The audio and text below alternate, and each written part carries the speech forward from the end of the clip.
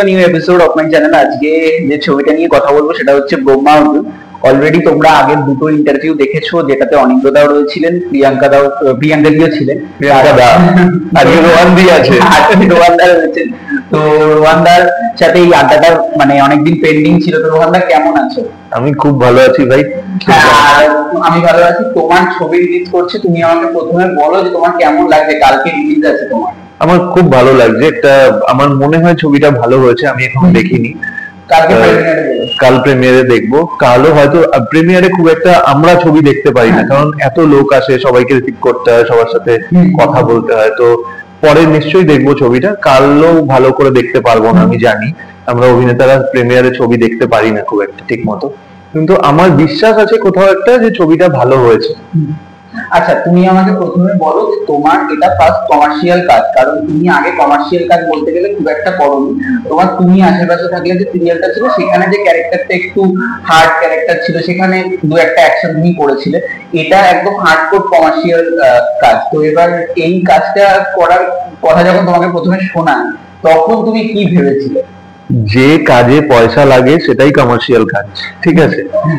আর আমি আগে যে কটা কাজ করেছি সবই কমার্শিয়াল, কারণ পয়সা দিয়েই তৈরি হয়েছে। সেটা তুমি ভজগোবিন্দ থেকে শুরু করেছি, তার আগে প্রচুর ছবিও করেছি আমি। হ্যাঁ, কলের বউ, অপরাজিতা অপু, ভাসান বাপি, ডান্স ডান্স জুনিয়র, তুমি আশেপাশে থাকলে, সবটাই কমার্শিয়াল কাজ। তারপরে ওটিটিতে আমি হস্টেল ডেজ থেকে শুরু করে জাতিস্বর এবং রিসেন্টলি আমার বিশ্বহরি রিলিজ করলো হইচইতে, সবকটাই কমার্শিয়াল।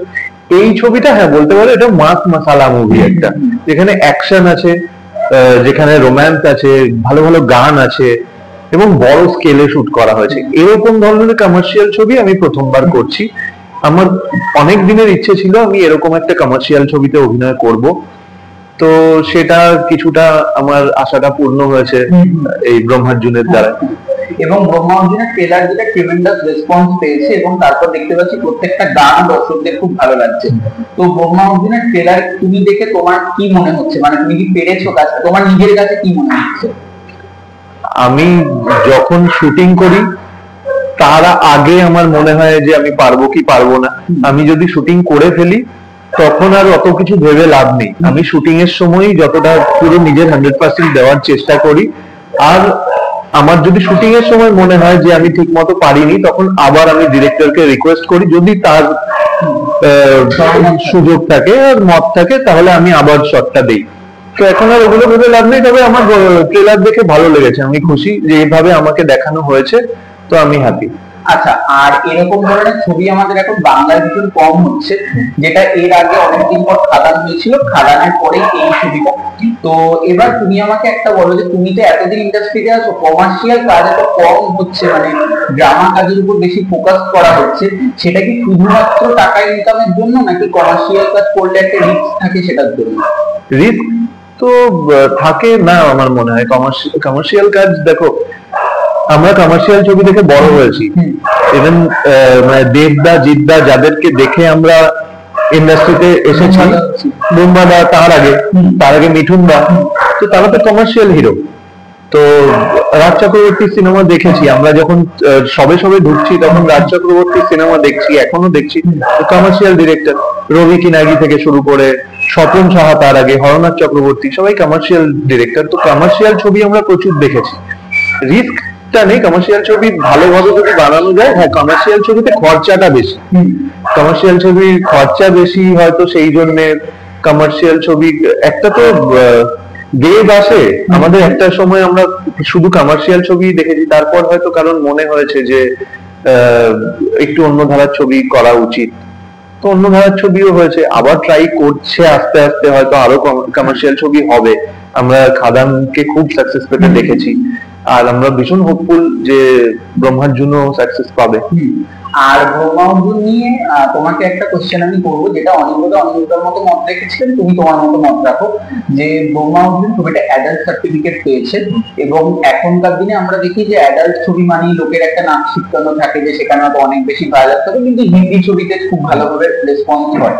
তো এই ছবিটার ক্ষেত্রে কি এটা কোনো ভয় লাগার বিষয় যে এটা অ্যাডাল্ট সার্টিফিকেট পেয়েছে? এবার অ্যাডাল্ট সার্টিফিকেট যেটা পায় ছবি, সেটা অনেকগুলো কারণে পেতে পারে, ঠিক আছে। ছবিতে খুব বেশি স্ল্যাং যদি ইউজ করা হয় সেটাও এ সার্টিফিকেট পায়, ছবিতে যদি খুব বেশি রক্ত দেখানো হয় সেটাও এ সার্টিফিকেট পায়, এবং ছবিতে যদি কিছু দৃশ্য এমন থাকে যেগুলো একটু অ্যাডাল্ট দৃশ্য বা ফিজিক্যাল যদি কোনো ইন্টিমেট সিন যদি থাকে কিছু, সেগুলোকেও কিছু কিছু সময় অ্যাডাল্ট সার্টিফিকেট দেওয়া হয়। তো আমাদের ছবিতে অনেক অ্যাকশন আছে, তো অ্যাকশন থাকলে রক্ত থাকবেই, রক্তের অনেক সিন আছে, অনেক স্ল্যাং আছে, যেহেতু খুব গ্রাউন্ড লেভেলের একটা স্টোরি, খুব একটা ডার্ক স্টোরি দেখানো হচ্ছে, গ্রে স্টোরি দেখানো হচ্ছে, যেখানে মাফিয়া গ্যাং ওয়ার দেখানো হচ্ছে, সেখানে তো ভাষাটাও তেমনই থাকবে। তো সেই জন্য অ্যাডাল্ট সার্টিফিকেট দেওয়া হয়েছে। এবার যারা দেখতে পারবে তারা দেখুক ছবিটা, আর যারা দেখতে পারবে না পরে তো ওটিটিতে দেখেই নেবে তারা। আচ্ছা, আরেকটা কথা, যে তোমার যে স্ক্রিপ্ট সিলেকশন, সেটা আমি টেলিভিশন বলি বা আমি সেটা ওয়েব সিরিজ বলি বা সিনেমা বলি, তুমি এটা কি হিসেবে করো? মানে তোমার দেখেছি প্রত্যেকটা কাজ এক একটার থেকে আলাদা, কারণ যেটাতে ভজগোবিন্দ বা সেটা আলাদা থেকে আলাদা অপরাজিত হোক বা কলের বউ বা তুমি আশেপাশে থাকলে, বা আবার ওই সিরিজের ক্ষেত্রেও সেম হোস্টেল ডেজ বা কিশোরী, সিনেমার ক্ষেত্রেও, তো তুমি স্ক্রিপ্টের সিলেক্টটা কি করে করো? আমি দুটো জিনিস দেখি, একটা হচ্ছে গল্প স্টোরি, ওখানে আমি কি করছি, আমার যদি আমার চরিত্রটা যদি ইন্টারেস্টিং হয়, আমার চরিত্রটা যদি অনেক কিছু করার সুযোগ থাকে, আমি সেটা করি, না হলে আমি করি না, আমি প্রচুর কাজ ছেড়ে দিই। ঠিক আছে, তো আমার যদি আমার চরিত্রটা কোথাও আমাকে একটা কিক দেয় তাহলে আমি ওটা করি। আর একটা ব্যাপারে আমি করি কাজ, সেটা হচ্ছে সম্পর্ক। যদি আমার কোনো খুব ভালো লাগার মানুষ কোনো কাজ করছে, আমি সেটা চেষ্টা করি করে ফেলার চেষ্টা করি। আমার অনেক বন্ধু বান্ধব যদি থাকে, তো হস্টেল ডেজ যখন আমি করেছিলাম, আমার প্রথম ওটিটিতে কাজ হস্টেল ডেজ। হস্টেল ডেজ এর আগে আমি ওটিটি করিনি, কিন্তু ওই কাজটা আমার অনেক বন্ধুরা মিলে করেছে, আমার অনেক ভালো লাগার লোকরা ছিল। সেটা আমি গল্পটা খুব একটা শুনিও নি, পরে আমি করে ফিল করেছি যে এটাই আমার হওয়া উচিত ছিল প্রথম ওটিটি, দারুণ একটা কাজ। কিন্তু ওটা আমি আমার ভালো লাগার অনেক মানুষ ছিল, তো তাদের জন্য করেছিলাম।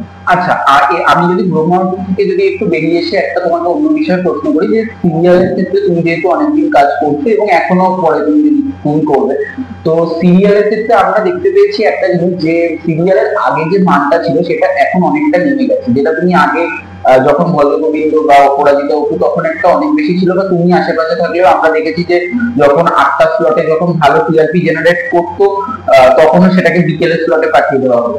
তো মানে এইটা কেন হয়? মানে সিরিয়ালের ব্যাপারটা তুমি একটু বলো, মানে এই যে সিরিয়ালের ওঠানামাটা কেন হচ্ছে? মানে কিন্তু সিরিয়াল কিন্তু প্রত্যেকে দেখছে এখন। হ্যাঁ, না, দর্শক চেঞ্জ হয়েছে, সিরিয়ালের দর্শক চেঞ্জ হয়েছে, সেটা আমার বাড়ি থেকেই আমি প্রমাণ পাই। আমার মা আগে টিভিতে বিকেল থেকে রাত অব্দি সিরিয়াল চলতো, মা এখন মোবাইল দেখে, ব্লগ দেখে, বিভিন্ন রকম ওটিটি দেখে, সিরিয়াল দেখে না। তো এরকম আমি প্রচুর বাড়িতে দেখতে পাই, দর্শক অনেকটা কমে এসেছে, সেটা তুমি টিআরপি দেখলেই বুঝতে পারবে। ভজগোবিন্দর সময় যে সিরিয়াল গুলো হতো, আমাদের ভজগোবিন্দ 12-13 টিআরপি দিত। ঠিক আছে, ওই সময় যে সিরিয়াল গুলো যেটা সবচেয়ে কম টিআরপি সেটাও 7-8 এরকম টিআরপি থাকতো, এখন হাইস্ট টিআরপি হচ্ছে 6.8, 7 বড় জোর বেঙ্গল টপার যেগুলো হচ্ছে। তো তার মানে বোঝা যাচ্ছে দর্শক অনেক কমে গেছে সিরিয়ালের। আগে 6.87 মানে সবচেয়ে লো টিআরপি, এটা এখন সেটা বেঙ্গল টপার। তার মানে বোঝা যাচ্ছে দর্শক প্রচুর কমে গেছে সিরিয়ালের। এই দর্শক কমার কারণটা হচ্ছে ওটিটি চলে এসেছে, ইউটিউবে এত ব্লগ বানাচ্ছে, সেগুলো দেখে মজা পাচ্ছে, সেটাতে টাইম ইনভেস্ট হয়ে যাচ্ছে লোকের। ঠিক আছে, জেনারেশনটা চেঞ্জ হচ্ছে আস্তে আস্তে। তো সিরিয়ালে দেখো, যারা তখন লিখতেন এখনো তারাই লিখছেন এবং অসাধারণ লিখছেন। আমি নিজে কাজ করেছি স্নেহাশিস চক্রবর্তীর সাথে, সুশান্ত দাসের সাথে। এসবিএফ এ যে সিরিয়ালটা করেছি সেটা তুমি আশেপাশে থাকলে, সেটা রাখিদি লিখেছেন। এনারা সবাই অসাধারণ রাইটার সিরিয়ালে। তারপরে শাহানাবি আছেন, লীনা গাঙ্গুলি আছেন। ঠিক আছে, ওনাদের তো মানটা পড়ে যায়নি, ওনারা তো সেম লিখছেন। হ্যাঁ, কিন্তু দর্শক একটু চেঞ্জ হয়েছে, কিছু কিছু জায়গায় দর্শক একটু শিফট করে গেছে অন্য জায়গায়, সেই জন্য হয়তো এরকম। এবং তুমি আমাকে আরেকটা জিনিস বলো, যে তোমার প্রচুর ফ্যান্সরা আমাকে জিজ্ঞাসা করতে বলেছে এবং আমার মাও জিজ্ঞাসা করতে বলেছে তুমি কবে ফাইনালি আবার টেলিভিশনে ফিরছো, কারণ তোমাকে অনেকদিন কিন্তু তুমি টেলিভিশন করছো। টেলিভিশনে মানে মেগা সিরিয়ালে অভিনয় করাটা না খুব বড় একটা কমিটমেন্ট। মেগা সিরিয়ালে অভিনয় করলে অন্য জায়গায় সময় দেওয়া যায় না। তো যেহেতু আমি এখন একটু সিনেমাতে ব্যস্ত আছি, বা ওটিটি করছি। তো এই মুহূর্তে আমি যদি টেলিভিশন করি, আমার টেলিভিশনটার প্রতি জাস্টিস করা আমার পক্ষে সম্ভব হবে না, আমি অতটা সময় দিতে পারবো না, সেই জন্য আমি একটু গ্যাপ নিয়েছি। তবে টেলিভিশন মানেই যে শুধু মেগা সিরিয়াল সেটা তো না, আমি হয়তো খুব তাড়াতাড়ি তোমরা আমাকে দেখতে হবে কোনো রিয়েলিটি শোতে টেলিভিশনে, তো আমার রিয়েলিটি শো এর জন্য আমি ওপেন আছি আর সেটা করবো খুব তাড়াতাড়ি। আচ্ছা, এবং তুমি যে ব্যাপারটা বললে সিরিয়ালের দর্শক চেঞ্জ হয়েছে, সেটাও কি তোমার একটা কারণ যে সিরিয়াল এখন না করার? না না, সেরকম কোনো কারণ না, আমি নিজেকে এক্সপ্লোর করতে চাই অনেক বেশি, আমি সমস্ত মাধ্যমগুলোতে নিজেকে কাজ করতে চাই। তো আমি শুধু সিরিয়াল টিভিতে যদি থাকতাম তাহলে সিনেমার দর্শক তো আলাদা না, এই জায়গাটা আমার পাওয়া হতো না, আমি এই জায়গাটাকে একটু এক্সপ্লোর করতে চাই, এক্সপিরিয়েন্স করতে চাই। এবং তোমার আরেকটা জিনিস কি মনে হয় যে যারা তোমার টেলিভিশনে যারা দর্শক রয়েছে, আমার দিদা এবং মা তোমার প্রত্যেকটা সিরিয়ালই দেখেছেন, বা এরকম অনেকেই দেখেছেন, দিদাকে আর মাকে আমার প্রণাম জানাই। একদম। জানাই। তো মানে অনেকেই দেখেছেন, তো এনার তোমার ব্রহ্মা অর্জুন যদি দেখতে আসে, তাহলে কি মানে তোমার তো একটা ফ্যামিলি অডিয়েন্স রয়েছে, তুমি দীর্ঘদিন সিরিয়াল করেছো এবং তোমার সিরিয়াল গুলো খুব ভালো টিআরপিও দিবে, এবার তোমার একটা ফ্যামিলি অডিয়েন্স তৈরি হয়েছে, তো তোমার কি মনে হয় যে এরা ব্রহ্মা অর্জুন দেখলে ভালো লাগবে না? নিশ্চয়ই ভালো লাগবে, কারণ আমার একটা সিরিয়ালের থ্রুতেই আমার একটা খুব লয়াল অডিয়েন্স তৈরি হয়েছে, যারা আমাকে খুব ভালোবাসে, তারা সবসময় আমার কাজের অপেক্ষা করে এবং সোশ্যাল মিডিয়াতে সবসময় আমাকে পিং করে, তারা তো তারা তো দেখবে, তারা এক্সাইটেড, আর আমার মনে হয় তাদের ভালোও লাগবে। আরেকটা যে ব্রহ্মা অর্জুনে আমরা যদি বলি যে ব্রহ্মা অর্জুনটার মধ্যে আমরা যে অ্যাকশন গুলো দেখতে পাচ্ছি, সেটা ভীষণ সাউথে যেরকম আমরা অ্যাকশন দেখে থাকি সেরকম ধরনের অ্যাকশন আমরা দেখতে পাই, যেরকম আমরা গুন্ডে বা এই ধরনের ছবিতে আমরা যেরকম দেখেছি, রোমান্টিক গানগুলো খুব ভালো। তো এই যে অ্যাকশন গুলো করার সময় তোমার কি এমনি মানে ভয় কি লেগেছিল, মানে যে এইরকম গান নিয়ে অ্যাকশন করছি? হ্যাঁ, ভয় আমি পাই না অ্যাকশন করতে, কারণ ছোটবেলা থেকে অ্যাকশন করছি, আমার কাজই, আমি কমব্যাট স্পোর্টস এর মধ্যে ছিলাম, আমি ক্যারাটেতে বেঙ্গল টিমের ক্যাপ্টেন ছিলাম, আমি second and black belt Bangalore থেকে, from AIK all India do karate federation থেকে আমি সেকেন্ড এন্ড ব্ল্যাক বেল্ট। তো আমি মারামারির মধ্যে ছোটবেলা থেকে আছি, আমার গেমটাই ওটা, ন্যাশনাল খেলেছি, বহুবার স্টেট চ্যাম্পিয়ন হয়েছি, তো অ্যাকশন করতে আমার ভয় নেই। তবে সিনেমার অ্যাকশনটা অনেকটাই আলাদা, টেক করতে হয় অনেক কিছু, তো অ্যাকশন করতে গিয়ে অনেক চোটও লাগে আমাদের, মজা হয়েছে অ্যাকশন করতে, ভয় পাইনি। আর অনিন্দদার সাথে তো তুমি ফার্স্ট টাইম যখন করেছিলে তারপর আবার এটা তুমি করছো, তো এইটা কেমন লাগছে, মানে ওই সময় অন্য একটা স্ক্রিপ্ট, এই সময় অন্য একটা স্ক্রিপ্ট? হ্যাঁ, এইটাই করতে চাই আমি, অনিন্দর সাথে আরো কাজ করতে চাই আমি, দারুণ অভিনেতা ও, বন্ধু তো আছে আমার ভীষণ ভালো বন্ধু, তার চেয়ে বড় ব্যাপার ও দারুণ অভিনেতা, ওর সাথে কাজ করতে খুব ভালো লাগে, কারণ যতক্ষণ আমরা শর্ট দেই কিছু না কিছু ওর থেকে শিখি, শর্টের বাইরেও ওর দারুণ কথা বলে, অনেক অনেক পড়াশুনো করা একটা ছেলেও, তো আমি খুব ভালো লাগে ওর সাথে কাজ করতে, আরো কাজ করতে চাই, আরো অন্যরকম কাজ করতে চাই। এবং এই সিরিয়ালে আমরা প্রিয়াঙ্কাদিকে দেখতে পাচ্ছি, এই সিনেমাটাতে আমরা প্রিয়াঙ্কাদিকে এই সিনেমাটাতে আমরা প্রিয়াঙ্কাদিকে দেখতে পাচ্ছি, প্রিয়াঙ্কাদির সঙ্গে আগে তুমি অপরাজিতা অপু করেছিলে, তারপরে এই সিরিয়ালটাতে একদম, এই সিনেমাটাতে একটু নায়িকা, তো এটা কেমন লাগছে, মানে প্রিয়াঙ্কাদির সাথে তো তখন তো অপরাজিতা অপুতে প্রথম প্রথম কাজ করেছিলে, এটাতে একদম তোমার সঙ্গেই প্রত্যেকটা গান, প্রত্যেকটা সিন, তো এটা কেমন লাগছে? ভালো লাগছে, প্রিয়াঙ্কাও যেভাবে মানুষের যদি কেউ গ্রো করছে দেখলে খুব ভালো লাগে, তো আমরা সবাই একটা জায়গা থেকে আজকে এখানে এসেছি, প্রিয়াঙ্কাকেও আমি দেখেছি যে সিরিয়াল থেকে এখন ছবি করছে, তো দেখে খুব ভালো লাগে, তো এই ব্যাপারটাই আমার ভালো লাগছে যে ও গ্রো করেছে নিজের লাইফে, ভালো ভালো কাজ করছে, আরো ভালো কাজ করছে ও।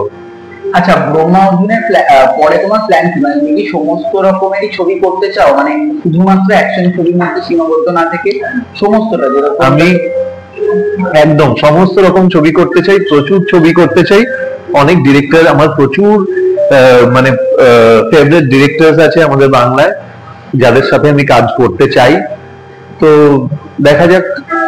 তো থ্যাংক ইউ দাদা, তোমার ছবি রিলিজ আছে কালকে, তো আর বেশি কথা বাড়াবো না, কালকে আমরা ছবিটা দেখবো, তো তুমি লাস্টে দর্শকদের উদ্দেশ্যে কিছু বলে দাও যে তোমার ছবি সম্পর্কে। আমি দর্শকদের বলছি যে 23শে মে আমাদের ছবি ব্রহ্মার্জুন রিলিজ করছে, আপনারা সবাই প্লিজ পারলে হলে গিয়ে ছবিটা দেখুন, আশা করি আপনাদের ভালো লাগবে।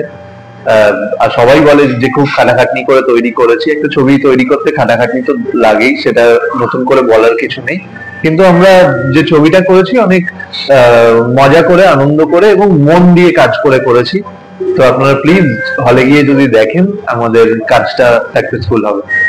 Thank you. থ্যাংক ইউ ভাই।